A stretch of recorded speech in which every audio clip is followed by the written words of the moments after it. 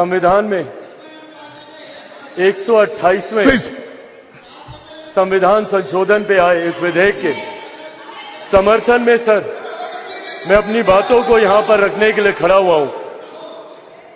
Sir 2 दिन पहले जब पुरानी संसद में और मौजूदा संविधान सदन में जब अपनी बातों को अपने अंतिम संबोधन को वहां पे रख रहा था, उस वक्त इस बात की जानकारी नहीं थी कि जब नई संसद में जाएंगे और उस संसद में जो पहला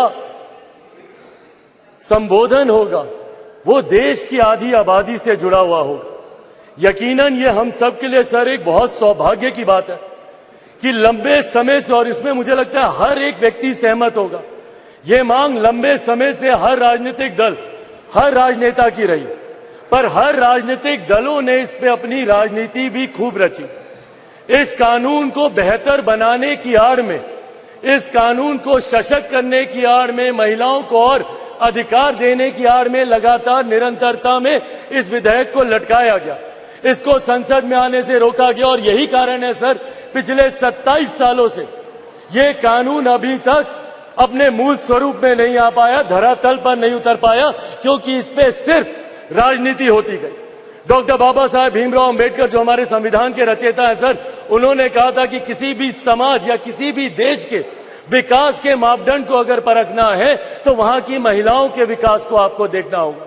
हमारे देश से बेहतर उदाहरण क्या हो सकता है सर? हमारे देश के सर्वोच्च पद पर ना सिर्फ एक महिला बैठी है, बल्कि अनुसूचित जाति जनजाति से आने वाली वो महिला आज हमारे देश की राष्ट्रपति है। इससे बेहतर और महिलाओं के लिए क्या होगा? सर आज की इस तमाम चर्चा में 3 बातें बहुत मजबूती से सामने आई। एक कि इसमें देरी होगी, सेंसस आएगा, उसके बाद इसमें डिलिमिटेशन होगा, तब जाकर ये कानून धरातल पर उतरेगा। अगर देरी की इतनी ही चिंता विपक्ष को थी तो इन 27 सालों में क्यों नहीं ये कानून आ गया था?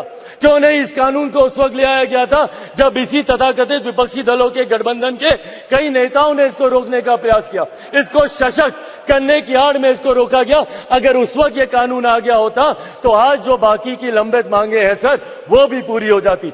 दूसरा मुद्दा उठाया गया आरक्षण को लेकर, reservation with in reservation. Definitely sir हम सब पक्षधर हैं इसके। हम लोग चाहते हैं कि अनुसूचित जाति जनजाति पिछड़ा वर्ग से आने वाली महिलाओं का इसमें रिप्रेजेंटेशन होना चाहिए। पर सर ये विश्वास भी मेरे प्रधानमंत्री पर ही है। आज से 3 साल पहले राष्ट्रपति जी पर आए, अभिभाषण पर आए, प्रस्ताव पर जब अपनी बातों को रख रहा था उस वक्त भी मैंने कहा था कि मेरा विश्वास सिर्फ मेरे प्रधानमंत्री पर है, क्योंकि इन्हीं में यह इच्छा शक्ति है कि वो इस कानून को ला सकते हैं और इन्होंने आज वो करके दिखाया।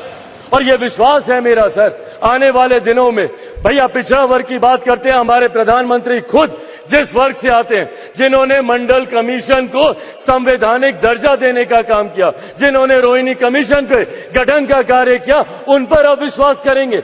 अगर इन्होंने अभी तक इतने कार्य पिछड़ा वर्ग के लिए किए हैं तो यकीनन मेरा विश्वास है, और जहां मेरा विश्वास है वहीं मैं अपनी पार्टी लोक जनशक्ति पार्टी रामविलास की तरफ से यह आग्रह भी करूंगा कि जल्द से जल्द इसमें यह प्रावधान भी जोड़ा जाए जहां पे अनुसूचित जाति जनजाति से आने वाली, पिछड़ा वर्ग से आने वाली महिलाओं के लिए भी इसमें रिजर्वेशन हो, उनके लिए भी सीट इसमें आरक्षित की जाए। पर साथ ही में सर अंतिम बात, जो ये एक अविश्वास का माहौल यहां पर उत्पन्न किया जा रहा है मीडिया के माध्यम से, अपनी बातों के माध्यम से, कि सिर्फ जुमला चल रहा है। सर इतना समय इनके पास था, विपक्षी दलों के गठबंधन के पास पूरा समय था। अगर ये चाहते तो तब से लेकर अभी तक इसको ले आते, पर नहीं लाना इनकी नीति, इनकी नीयत को दिखाता है।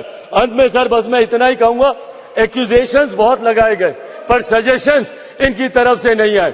सर यह आग्रह मैं करता हूं कि जल्द से जल्द इस कानून को, और तमाम दल क्योंकि इसमें सहमत है, विद कंडीशन सहमत है, पर मैं चाहूंगा कि सर्वसहमति से इसको पारित किया जाए। और अंत में सर मैं एक शब्द अपने क्षेत्रवासियों की तरफ से, जिन्होंने प्रधानमंत्री जी को बधाई दी है, जमुई के लोग, हाजीपुर के लोग, बिहार की पूरी जनता ने प्रधानमंत्री जी को इस विधेयक को लाने के लिए ढेर सारी बधाई दी है। बहुत बहुत धन्यवाद सर।